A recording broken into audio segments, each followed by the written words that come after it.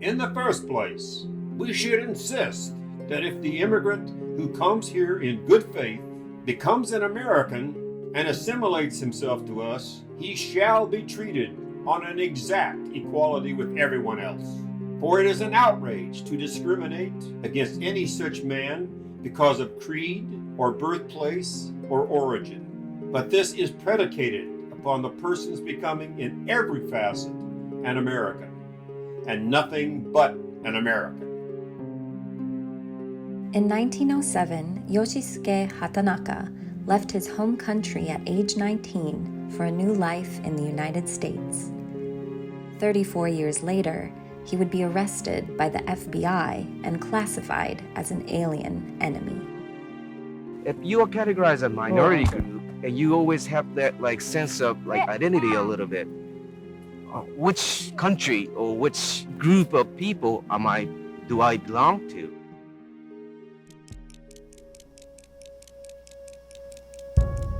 A date which will live in infamy.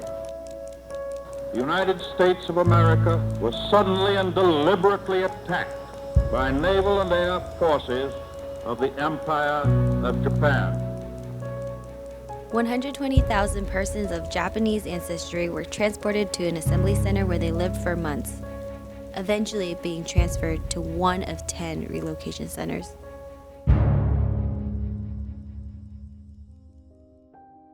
I was raised in Japan for 22 years. The reason why I came to pilgrimage is because basically my mom. I wanted to see where I was born, so that's why I came to Post.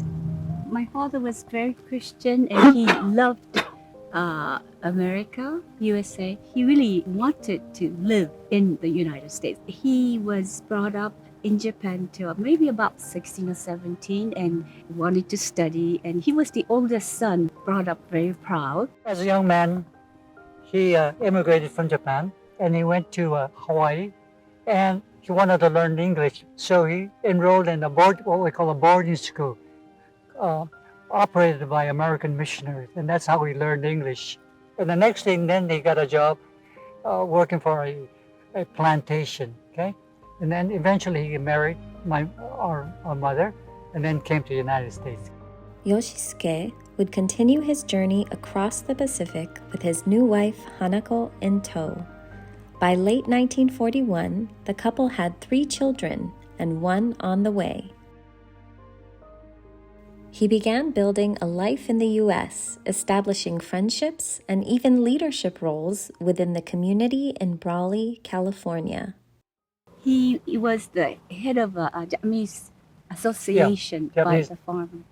And also the church leader, he was Methodist, and he was a very faithful, strong Christian. And I think he was very active in church, so whoever had some influence within the community, he was a suspect of being a spy. Yeah. See, that was the thing. You have to remember wartime, okay? And anybody who looked like a Japanese, he was considered the enemy, Yoshisuke's position in the community attracted FBI attention long before December 7, 1941, and within 14 hours of the Pearl Harbor attack, he was arrested without explanation. Meanwhile, Hanako was forced to pack up their family, leaving behind their home and most of their belongings. Uncertain of her husband's whereabouts or the future that awaited them, Hanako gave birth to their daughter June in 1942, alone and behind barbed wire while incarcerated in Poston, Arizona. So my father's interned by the FBI, okay? And we were in Poston. Father being a prisoner of war, they had a rule, the government, okay? They couldn't keep prisoners more than certain lengths of time because after a while they might escape and so on. So he was interned in maybe about 3 or 4 different camps. Just because of his ancestry, he was picked up, and then after 2 years, he was so disappointed by the treatment. He never would have expected in a democratic, most, advanced country in the world. The U.S. government had separated the Hatanaka family, wrongly imprisoned them, and even forced Yoshisuke to miss the birth of his daughter. Hanako and their 4 children were born in the United States, and despite this, they were held in concentration camps by their own government. Because of this mistreatment, Yoshisuke made a difficult decision. Following the war, the entire family would move to Japan. We were sent to another camp called Crystal City. The sole purpose of the Crystal City was the people in Crystal City were eventually going to be repatriated back to Japan. He didn't want to believe that Japan was defeated. Japan is still, he was thinking about 1941 and 1942, 1943. Japan was the almighty.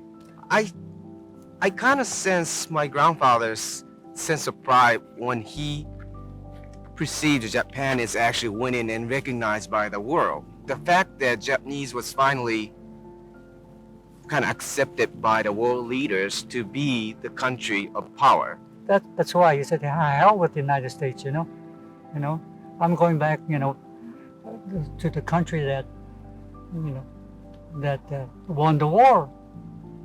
It's hard to believe now, Although he was exposed, we had what we call American publications, He didn't want to believe that. He thought that was all propaganda. He had a choice, and they had a family discussion to stay or to go back. Whatever he decides, didn't matter what the children said. So yeah, they he struggled chose of that choice. Yeah. By the end of World War II, about 20,000 Japanese Americans applied for repatriation to Japan. The Hatanaka family became 6 of 4,724 individuals to move to Japan from a concentration camp following the war. We traveled from Crystal City, Texas, to Tacoma, Washington. And then we boarded Matsonia, approximately 2 weeks on the ocean. And you got to remember, my father, even at that time, was very pro-Japan. He didn't want to believe that Japan lost the war.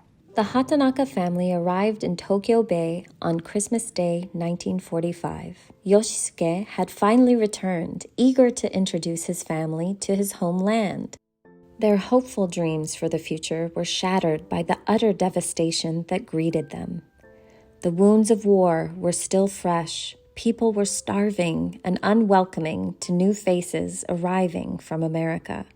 To this day, I remember when we entered Tokyo Bay, these sunken ships, the harbor was no more. That's when I felt personally he was very despondent. Japan lost the war. He was safe. He thought he was safe to choose to go back, and the house is there, property is there. Adjusting to life in Japan was especially difficult for the 3 eldest sons. They were Japanese, but they were also American, and they didn't quite fit into Japanese culture. To elder uncle couldn't really assimilate into Japanese culture or people or environment. But when my father and I talked in Yokohama when I was, I think, in last year of elementary school, he said, "You are Japanese American. You are Japanese American. You're going to study English and graduate from U.S. college." Due to the Expatriation Act, Hanako had lost her citizenship when she married Yoshisuke, who as a Japanese immigrant was ineligible for citizenship at the time. She reapplied, and the Hatanakas returned to the U.S. in 1957. Because he said that, okay, I identify myself as Japanese American. I graduated from UCLA, and he was so happy. Yoshisuke's grandson Jesse was born in Los Angeles but raised in Japan until age 22. He now lives in the United States with his wife and children. Although Jesse spent the majority of his life in the United States, he says people still perceive him as a foreigner. He sees the parallels of his grandfather's experiences and the prejudice he faces in his own life today. I was raised in Japan, and I was very proud of being American too. But at the same time, when I came back here, and then I'm still now with an American, I still speak funny. Even without an accent, a lot of people ask me, where are you from? And if I say like from Los Angeles, it's like, no, where are you really from, right? But we are not really raised up to be a Japanese or to be a Japanese American. It's like American first. We are around for like hundreds of years, but people not fully accepted us as American, regular mainstream American or whatnot.